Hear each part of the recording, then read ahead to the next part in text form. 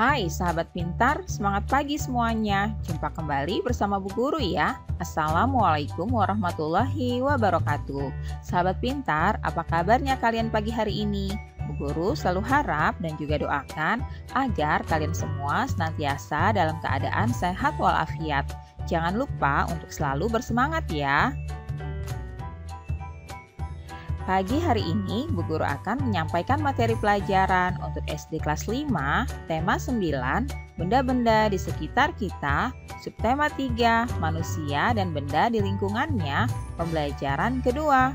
Namun sebelum kita mulai, marilah kita awali pembelajaran kita pagi ini dengan pembacaan doa terlebih dahulu ya, agar kita semua senantiasa diberikan kesehatan dan juga kemudahan untuk memahami materi pelajaran yang akan Bu Guru sampaikan pada pagi hari ini.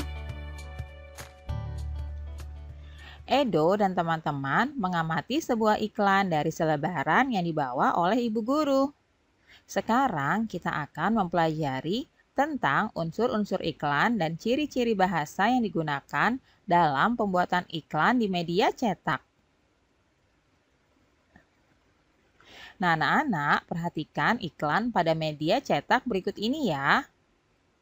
Di sini ada sebuah iklan yang terdapat pada media cetak.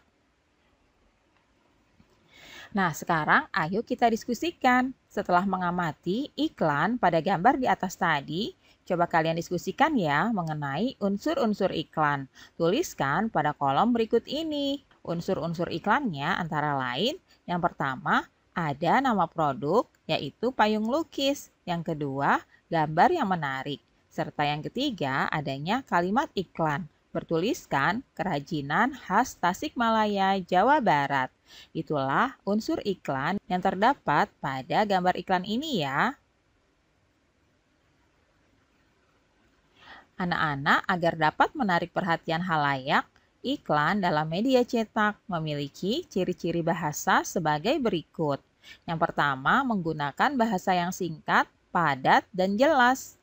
Yang kedua, menggunakan bahasa yang memikat dan memiliki daya sugesti.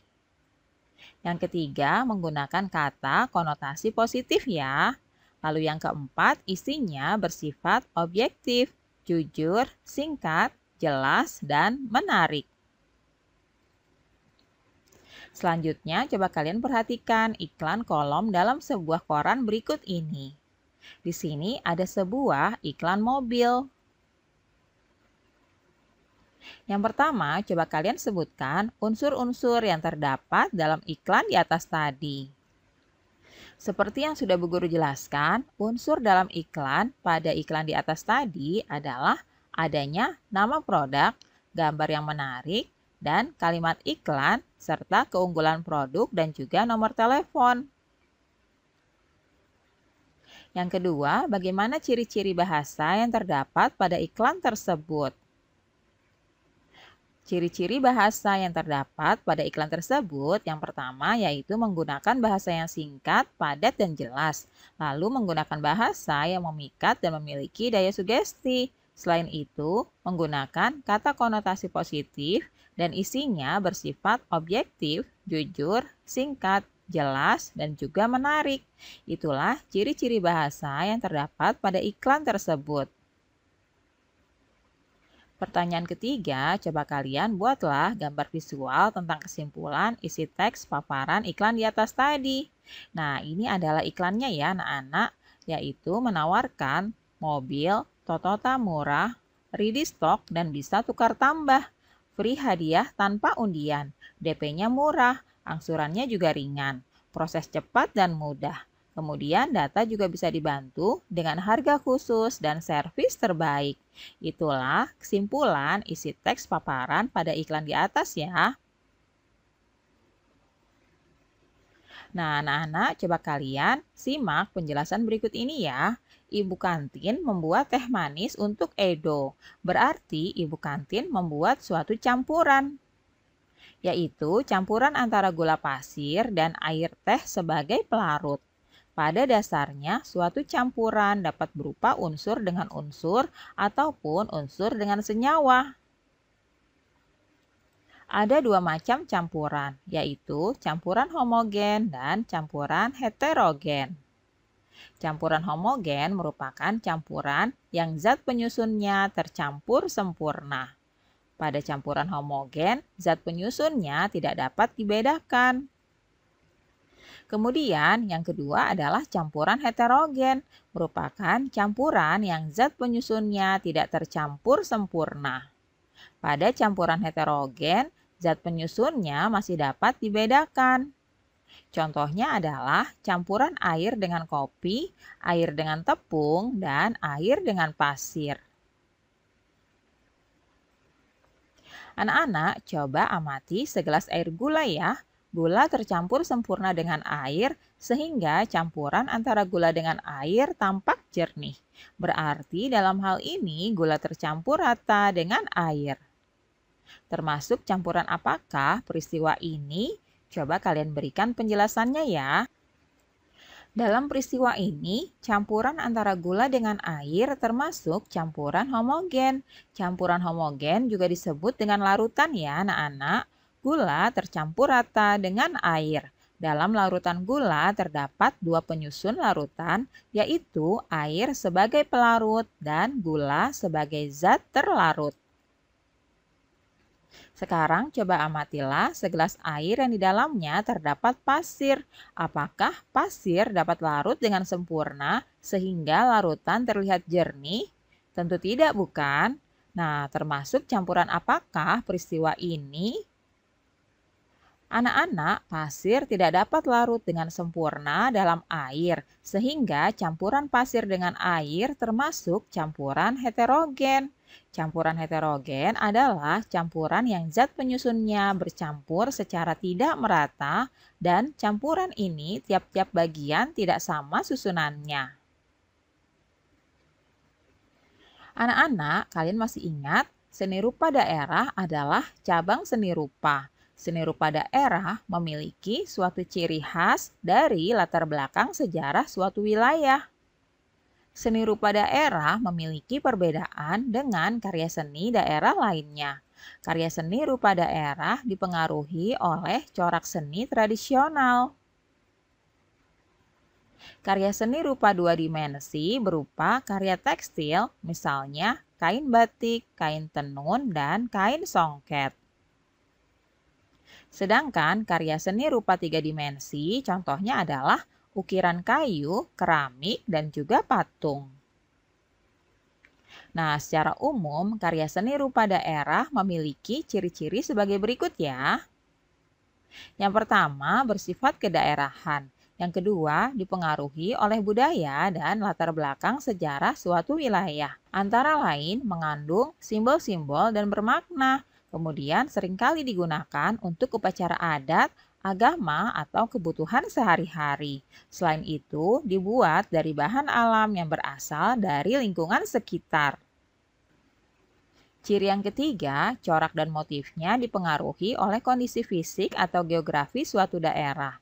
Dipengaruhi juga oleh corak seni tradisional masyarakat setempat.